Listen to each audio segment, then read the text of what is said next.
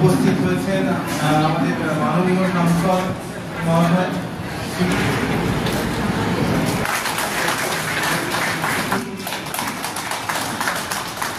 প্রার্থনা করার জন্য আমরা যেন আমাদের এই ক্যান্টিনকে অনেক দূর এগিয়ে নিয়ে যেতে পারি। ক্যান্টিনে একটা গেস্ট নিয়ে ডিসকাশন হয়, ক্যান্টিনে আলাপ আলোচনা হয়, রিল্যাক্স করে সন্ধ্যেবেলায় আমাদের অপারেশন হয়, রাত্রিবেলাতেও অপারেশন হয় আমাদের। তারপরে অনেক সময় যেটা রিল্যাক্সেশনের দরকার হয় ডাক্তারদের, নার্সিং স্টাফদের এবং আমার গ্রুপ-ডি স্টাফদের এবং আদার স্টাফদের, তারাও খেতে পারবে স্টুডেন্টদের ইচ্ছা মতো। এখানে যেমন যেমন বলা হয়েছিল সেই হিসাবে সেই মেনু ওরা তৈরি করবে।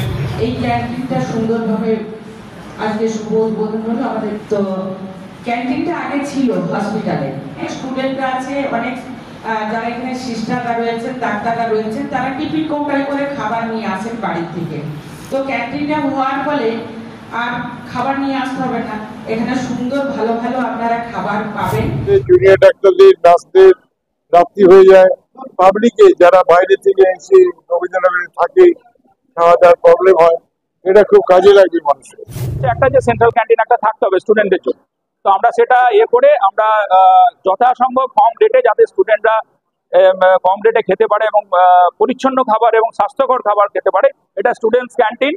আমরা বলা রইল সবাইকে, জনসাধারণকে বললাম যে এটা জনসাধারণের ক্যান্টিনও বটে।